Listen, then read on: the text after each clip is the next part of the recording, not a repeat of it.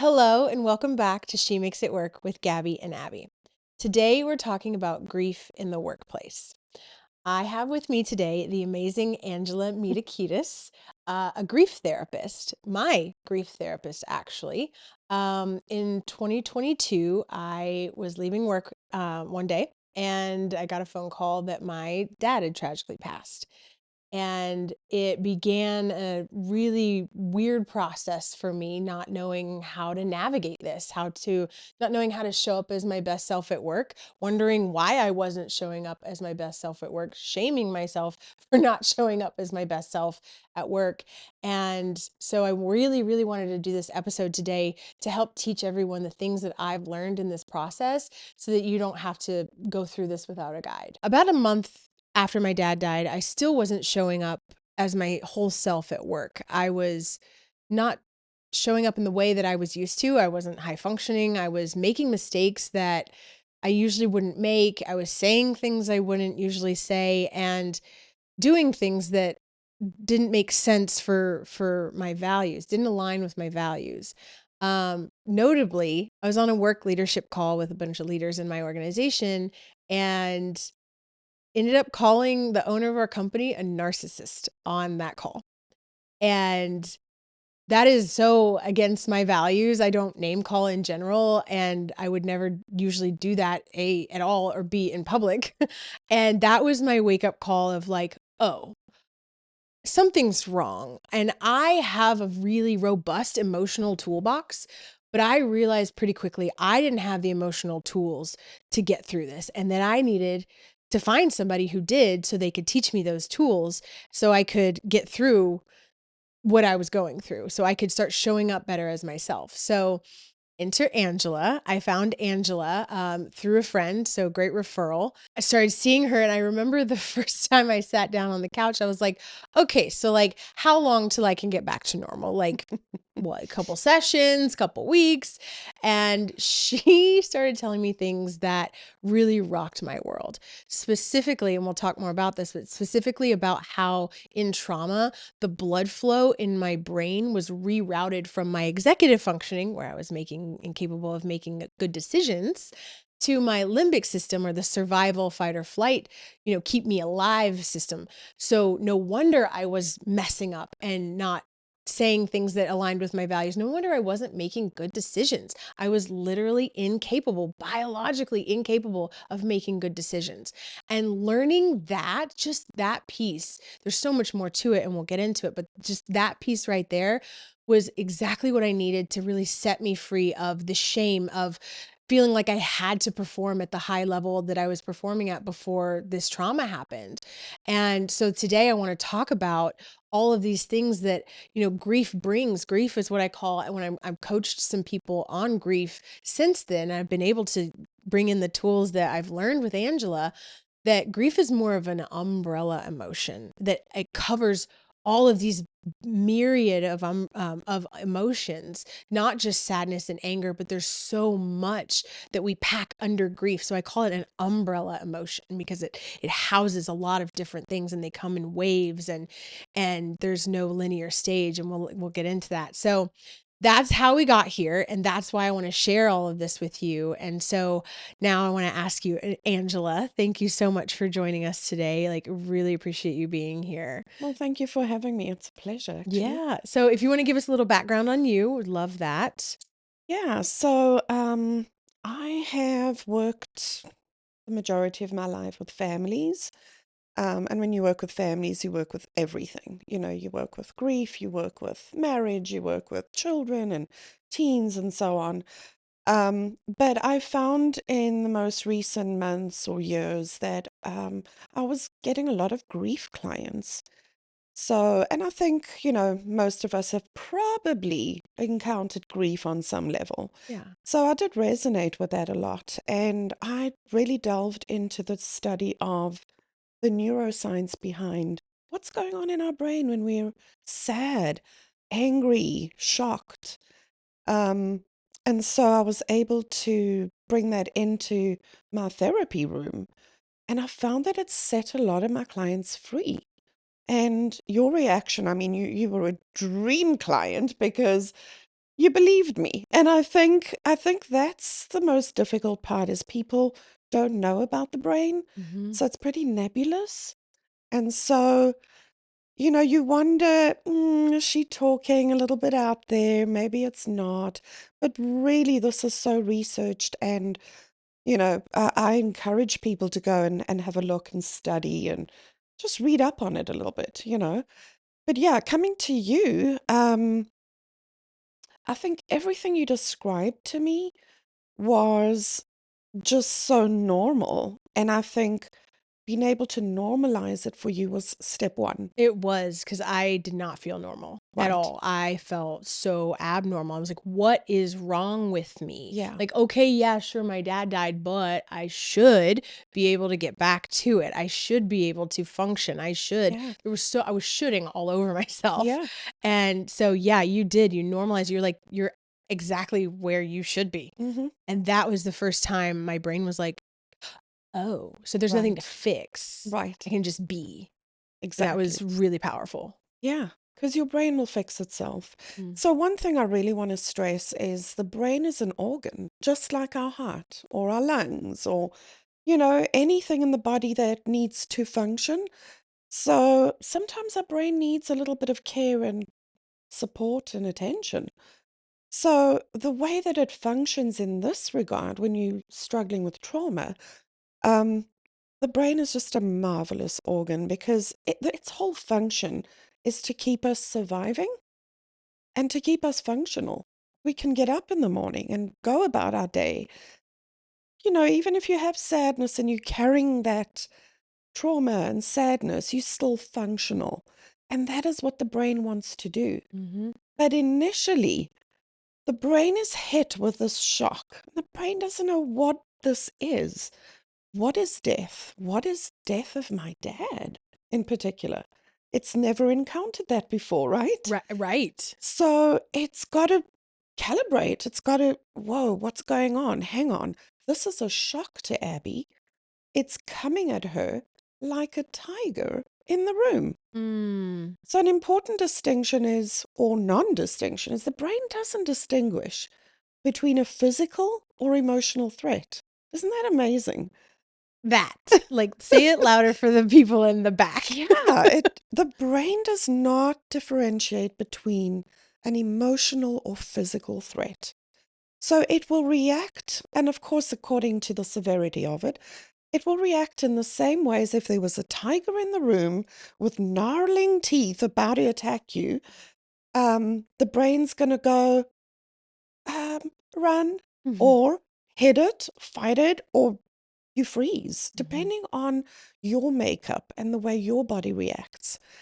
And so, why does it do that? Because at that moment, the brain is not thinking with, and I like to do this to remind us that our frontal lobe is actually our area of reasoning Mhm. and logic and Mhm. executive functioning. At that moment, the brain's not going to go, let me suss this out. What do I know about a tiger? Right, I can see those teeth are coming at me. Maybe I should run or wonder what I should do. Should I kick it? The brain's not doing any of that. The brain says in a split second, run. You're in danger. Get out. Survive. Survive. And once we're away from danger, the brain will say, okay, what happened there? Yeah. And then We can unpack that we later. start But first we have to restoring. survive. Yes. Yes. And there is a physiological reason for that. So what happens is our limbic system, which if you look at the thumb and the fist, imagine that this is the front of your head, this is the back of your head, and the inside is what we call our limbic system. It's our survival center. It's where everything takes place to make sure we're going to survive. And what's covering that is the frontal lobe, this, our executive functioning, right? So think of it this way. As the trauma hits, this limbic system is activated. And once it's activated, it flips its lid. So it literally removes the executive functioning from the picture. And physiologically, what's happening is simply the blood flow. The blood flow is drained from the frontal lobe and literally starts to travel to our extremities. So, how do I mobilize myself to run, to jump up and go? And Mhm. that's why a lot of the times after trauma, you feel shaky. Yeah. You know, your breath is stunted, you're breathing shallow, you're kind of breathing chest wise. Yes. All of these physiological things are happening because you had to get out of the danger. Mhm. So that's the beauty of the brain. And when we understand why we react sometimes, it's because our brain is doing its thing. It's doing what it was created for. The brain is braining. Yeah, absolutely. Yeah. And that is what was so helpful to me to know coming in and realizing that, hey, this isn't like a 3 to 4 week process. This is an unfolding. This is really reacclimating to a new life with my dad, this person that's been in my life my whole life without him in it. And I realized that this was a journey, not a destination. And it was a journey that I now get to create with these new tools. So just knowing that foundation, that's why I wanted to bring this episode to our platform, is because knowing that was so empowering. And that's what we're about here, is empowering you with information to be your best self. And that just unlocked a lot of things for me. And also the stages of grief, because we've all heard of the stage of grief. And it sounds like, okay, you do one stage, you're done, you move to Hmm. the next. But that you taught me that's not true either. Yeah, I mean, we're really fortunate that we have that kind of information, that our brain does go through different stages and phases, but we have to remember it's not linear. Mm. You could go through all the stages, and the stages are, for example, denial or bargaining or anger or depression and finally acceptance. But you could do all of that in 10 minutes. Yeah. And you resonated with I that. did. I was like, I feel like I felt everything in the last Yeah, 10 minutes and then I've started over. So does that mean I'm backsliding? And you're like, no, it's again, because we talked about grief as an umbrella emotion. It right. houses all of these things. And for me, they would come in unpredictable waves. And then I would ride the wave. I'd be drowning in the wave for a minute. But Hmm. then when it would pass, it was like, oh, I felt everything and it washed a little bit away. So it got back to me. So allowing myself to feel those things and not Right, shame them, not judge right, them, not feel like, oh, this is the wrong order, right. right? Not shooting them again, allowed it to wash away a little bit at a time and get back to me. And there were moments I remember, and this is also very normal, where you felt, okay, I've got this. I Hmm. think I'm okay. I think I'm me again. And the next time you'd be like, oh my gosh, I'm in terrible grief. I'm sad. I'm crying all the time. I'm losing it. Hmm. And that is why we stress that the stages are not linear. Yeah. It's your body and brain trying to cope with this new, overwhelming emotion. Yeah. And I want to touch on what you just said about acknowledgement, um, or rather, not shaming yourself. The first key to treating grief is to acknowledge it. Mm. I say that all the time. You can't fix what you're not aware of. You have to be kind to yourself and say, I'm supposed to be feeling like I'm going crazy, I'm right? supposed to be feeling it Right, manages expectations, right? Because before the grief, I had these expectations of just get back to it, just get back to it right, right. and perform, perform, perform. But once that gave me the grace to recalibrate, reset my expectations of myself, Hmm. of my brain, of oh, this is normal. Right, So it's okay that I'm not fully functioning right now. right. And it allowed me to realize I was enough in that moment. Correct. I love that word, enough. Mm. You know, one of the things that I spoke to you about was first attending to the physiology of the body, to calm it down, to self-soothe, to comfort. Right? You're in grief. You need to be comforted, as opposed to, well, let's get out there and be normal again. Mhm. So you've got to acknowledge all those emotions and then attend to them, be kind, take it a bit easier, because the symptoms of what I've described happens to the brain, we feel foggy. We feel Foggy. confused. We feel, oh my gosh, my memory, I don't remember what my boss just said.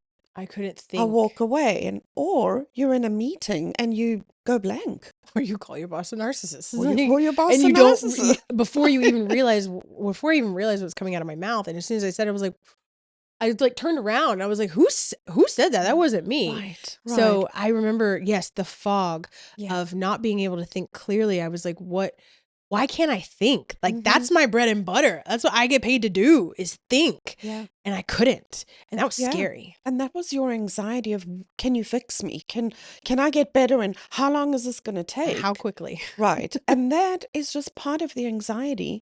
And it just perpetuates the limbic system, It makes it right? worse. It Yeah. just makes it worse. Yeah, it really did. So I think what you did was right. You honestly just did the homework. You did the work and studied on it, and you realized what was going on with you, and you were able to self-soothe. Um, Coming to the workplace, I think one of the first things I remember telling you was, how comfortable are you with, having a discussion with your boss or your manager, your supervisor, or even your coworkers, and do a bit of psychoeducation. I'm going through grief, and I believe this is what happens. So would you bear with me for the next few months or so? That takes the edge off your fear and worry about how you show up at work. Mm-hmm. When people understand, oh my gosh, you know, bear with her, anything can come out of her mouth, it puts you at ease. And what happens when we're at ease? Our frontal lobe is re-engaged. Yes. The blood flow And comes we're back online. absolutely able to be functional and think logically and use all our reasoning again, right? Mm-hmm. So I don't know if that's helpful to your audience, that you might want to sit with somebody at work who you're comfortable with to explain what's really going on in your Yeah. body. Well, that was again the whole point of this episode, is this is not something we talk about in the workplace. No, Like, it's just not talked about. The thing is though, we all literally experience some type of grief. We are humans in the workplace. So to not talk about it just seems kind of silly. And because we don't talk about it, managers don't know how to deal with it when people that report to them are going through it. Because my manager didn't understand. It was a month later and he's like, why are you still struggling? And I was like, or he was like, what's wrong with you? And I'm like, I'm struggling.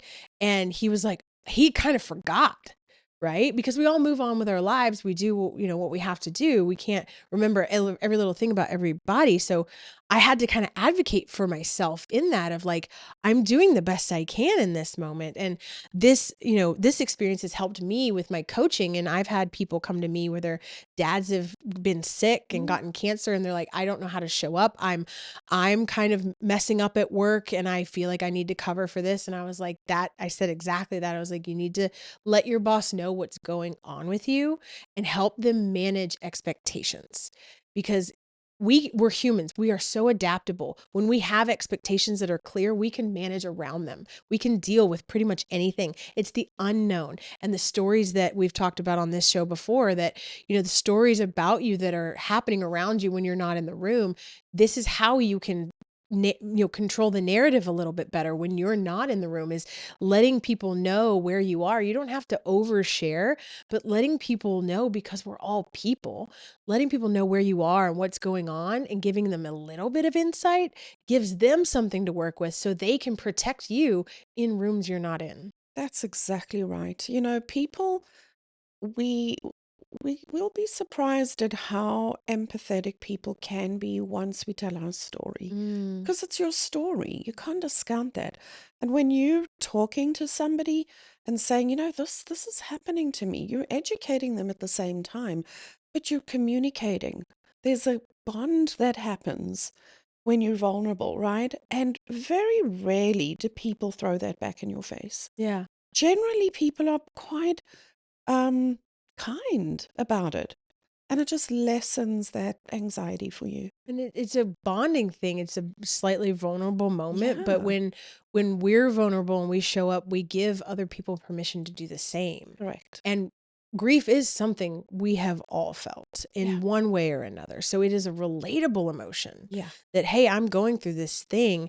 I'm working through it in my own way. I don't need you to work through it with me, but I need you to be aware of, I coached a woman whose, again, dad got diagnosed with an illness. And I told her, I was like, you just need to set those expectations of, hey, I might miss a couple things right Right. now.